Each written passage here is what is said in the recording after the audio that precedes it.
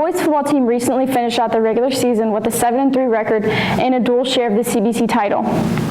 They were able to secure a spot in the playoffs, being seeded 4th in the Division 5 Region 18. Let's see what first-year head coach John Rapp has to say about the season and what him and the boys have been doing to prepare. The regular season went really, really well. Obviously, there's going to be plays that you wish you could go back and you could have over. You know, we could pick out a handful from the Anna game and the Shawnee game and definitely at Graham. The lessons you learn by those losses almost are as valuable or rewarding as the wins. It's been a long time since I coached a team that kind of gave this much max effort all the time. We've said that a lot. Talking to Coach Coburn about it a couple days ago, when he was in high school, only 2 teams from each region made the playoffs. When I was in high school in the mid to late 90s, only 4 teams from each region made the playoffs. These last 17, 18 years that I've coached, 8 teams made it from each region, and then just this year they upped it to 16. It's kind of controversial. Some people are totally opposed and against it. Some people are all for it. I'm all for teams getting the opportunity to make the playoffs, to experience the second season and what playoff football is like, just because as a player and a coach I spent so long, did so much to try to get to the playoffs that it's hard for me to say they shouldn't expand it and let more people in. Last year, COVID year, everybody in the state made the playoffs. So if you don't count last year, this is our 4th year. We made it for the first time in school history in 2015, and then we made it in 2016 and then 2017.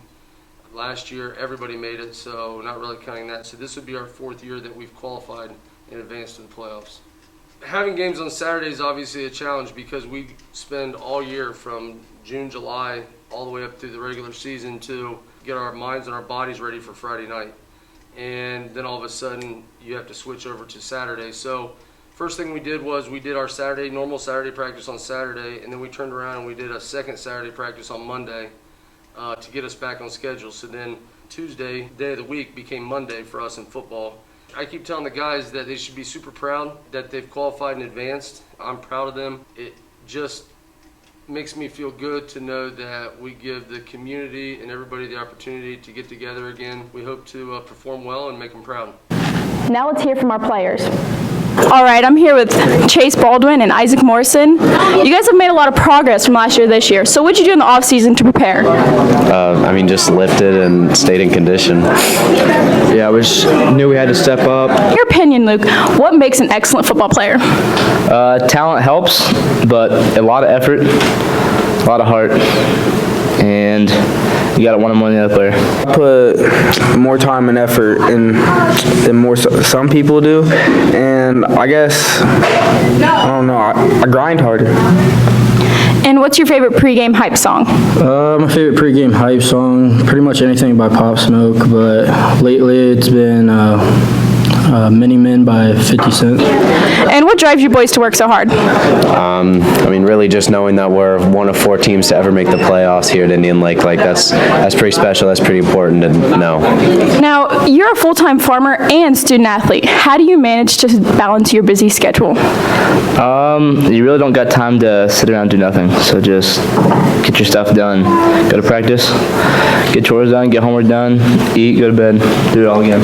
You play both sides, so what are you playing tomorrow? I'll be playing running back and defensive end.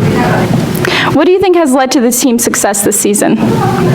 Our senior leadership, it's something else. Everyone on the team, we want to keep playing football for as long as possible. I would say all the late nights after school working out, it really changed me into the person I am today. I think what has led to our success this season is staying together as a team and the teamwork that we've put together over the season.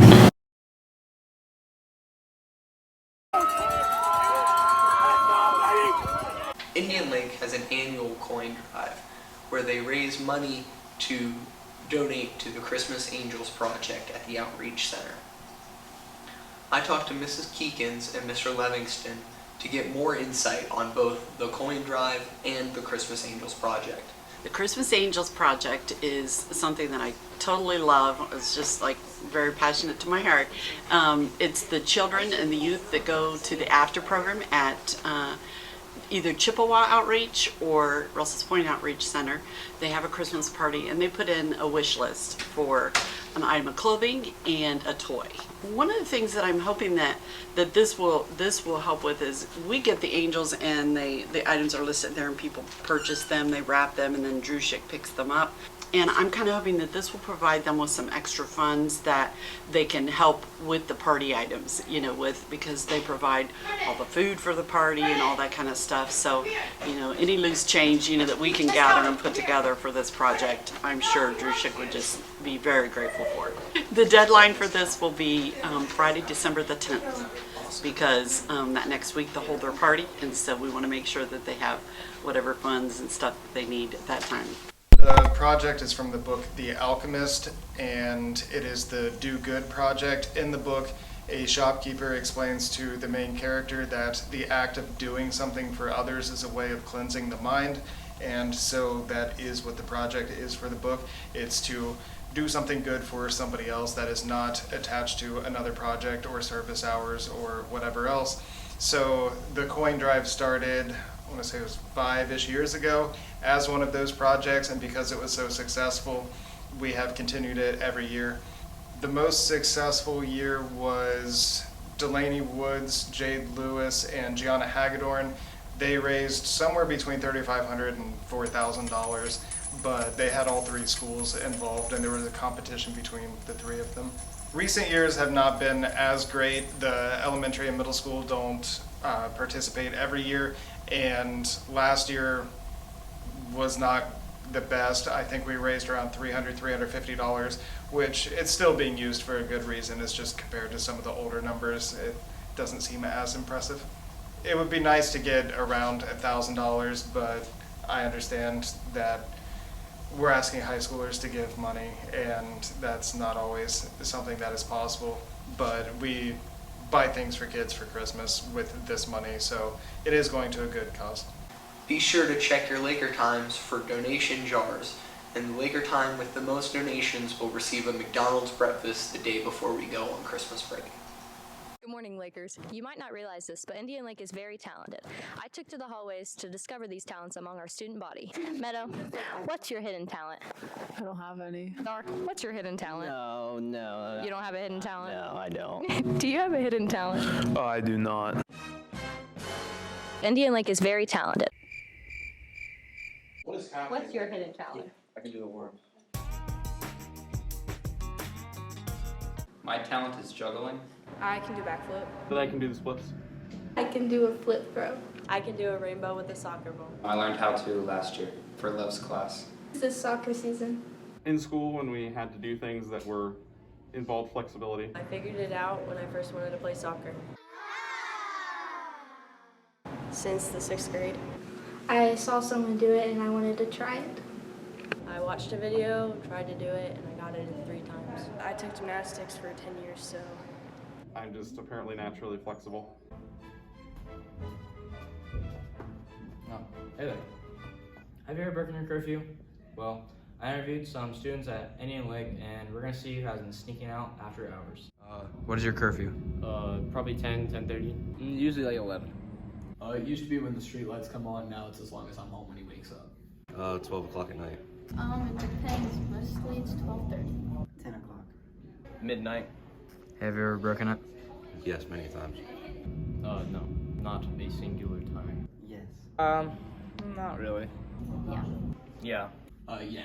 With some friends, we went to the beach, and then we came back from the beach. We went to Ryan's house for a cookout, and then I forgot to tell my dad I was going to this cookout, and I called him as the sun's gone down. It was like an hour after dark, and he was so upset.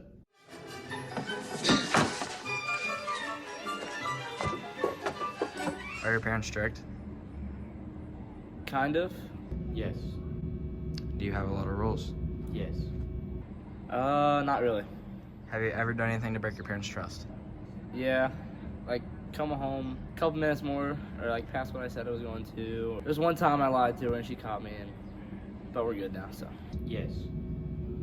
Back in like 3rd grade, it wasn't actually me, but people were writing naughty words on the walls in the bathrooms. My mom just like didn't trust me because she thought I was lying, but I wasn't. because I actually didn't do it. How did you break it? I ran out of gas at Extravaganza. I just didn't leave on time. Just out late. With a female. What was your punishment? I wasn't allowed to hang out with those friends for a couple weeks, but he was mostly just glad I was safe. I was grounded. I lost my phone for a week. I didn't really have one. A warning ticket from a cop. Like, I have a lot of curfew warnings from cops. One of them, I was going to lifting in the morning, and I was 16, so I had 12 o'clock to 6 a.m. where I couldn't be out. I had a note from Coach Coburn that said, you know, he's part of the football team. He's gonna be lifting in the morning. So I'm just cruising along, doing like 62, and I'm jamming to some Tupac. I look up and I look back down. I look up and I see the cherries and raspberries just wee-ooing right in my rear view. And I was scared to death. It was one of the first times I've been pulled over. He comes up to the car. He's just like automatically mad. Didn't even ask anything. He's like, "Why are you out? I know you're not of age." I was like, "I'm going to lifting. I have a note." And I showed it to him. And as soon as I showed it to him, he was like my best friend in the whole wide world. Well, Lakers, you heard it from the best. Stay safe and always listen to your parents.